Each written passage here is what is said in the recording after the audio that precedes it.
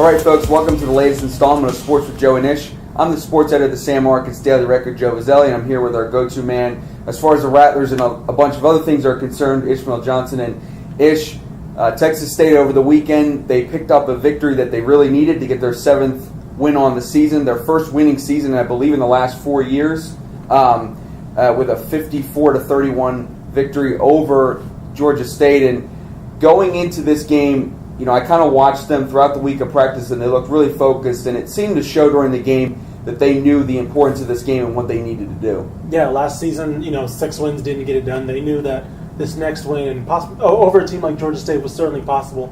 And as you saw throughout the game, they kind of, the score is probably a little, deceiving, I guess. It wasn't that close. And Texas State really stomped out a team that they needed to stomp out. They're clearly a superior team to Georgia State. And they needed to show that they hadn't had that, or that the last marquee win where it was wire to wire was the Arkansas State game, and they needed to show that they could not only beat teams that they're perhaps not favored against, but they needed to live up to a lot of hype against teams that they are favored against. They showed it in that game. Tyler Jones, good game, rushing, I believe, over 300 yards in the game. Very solid performance, and yeah, I think that we saw a team that was 100% focused from whistle to whistle. Two things like you just said, two things they were looking for. They were looking for that 7th win, and they wanted to do it convincingly. Mm-hmm. They were able to do both. And after the game, Texas State head coach Dennis Franchione, I asked them about whether or not they felt they were going for style points and winning by a more comfortable margin. He said, I hope it's impressive enough of a victory. He felt as if their resume stacks up well against the other teams that they'll be competing with for bowl games. And those being, of course, South Alabama, as well as Arkansas State and UL Lafayette, although I think most people would argue that Lafayette is sort of out there. Yeah. They've kind of had that bowl game sealed up.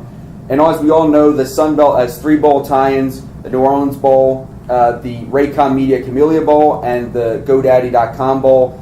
And Ish, I think it's going to probably boil down to Arkansas State, South Alabama, and Texas State for one of the two Alabama bowls, the GoDaddy Bowl, and as well as the Camellia Bowl. Yeah, we looked at that South Alabama game, the loss, and that could prove to be, whether Texas State's looking for an outside Sun Belt Bowl invitation, because that loss really did hurt them. South Alabama had a good showing against Navy. They lost, but I believe it was 42-40. A very good comeback attempt from them. Bowl sponsors are going to be paying attention to that. Some of the bowl, like Mobile, Montgomery, they're going to be looking at South Alabama just to be like, we can get some fans here, get some revenue into the system. So I think that loss is going to prove to be pretty costly for Texas State. But nonetheless, 7 wins certainly puts them in position, if they don't get a Sun Belt Bowl, to get a possible outside bowl within the state, whether that's Fort Worth or Heart of Texas and Dallas, things like that. Yeah, and like you were saying, I've seen in a couple of bowl projections, Heart of Dallas is out there for them. Mm-hmm. There's a possibility that Conference USA won't use up all their bowl tie-ins, and we've been talking about it, the Military Bowl and Fort Worth. So there's probably 4 or 5 possibilities for Texas State. Maybe before now we would have thought, before this last week, we would have thought they, with a 7th win, they'd be in a very good position. Yeah. I still think it's an 80% chance that they go to a bowl game, but there's always that chance just with the fact that they lost to South Alabama, and if other teams kind of take up the bowl bids from outside of the Sun Belt, that they might not get a bowl game. But ultimately, if they don't get a bowl game, you have to think the progress that they made this year with getting the 7 wins, they showed some things, and really the biggest thing, if they don't get a bowl game, is that win over Arkansas State is something that they can build off into the future. Yeah, I think all of their losses came against bowl-eligible teams. No, there were no bad losses, quote. But when you look at the teams that they lost to, the fact that they, aside from probably Georgia Southern, even then it was still pretty reachable.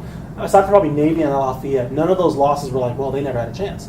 And so you look at those games, you look at South Alabama, you look at on the road to Illinois, a couple of games that got away from them.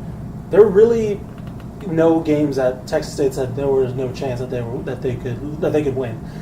The wins were quality wins. Aside from probably Pine Bluff, they all came against quality opponents. The losses, that's when you reach the level of a program where you can be respectable, is when your losses aren't to teams that you shouldn't lose against. I think that's a stretch that Texas State made this season, a leap for the program, to say that, all the losses came against teams that are vying for postseason play. And, losses are never you never want to say good moral victories come from losses, but when you look at the teams that they lost to this season, the fact that they went on to have good seasons, that was something that's been an Achilles heel. Like, oh, why are they losing to so and so? When you look at the records of the team that they've lost to at the end of the season, they're not bad losses. You'll take those losses, I would say. Absolutely, and as always, check sanmarcosrecord.com. We're going to continue to keep you guys updated on coverage as far as Texas State goes as we prepare for this next week. We'll probably find out their bowl fate within the next 6 or 7 days, so you want to continue to check the website for all the latest coverage.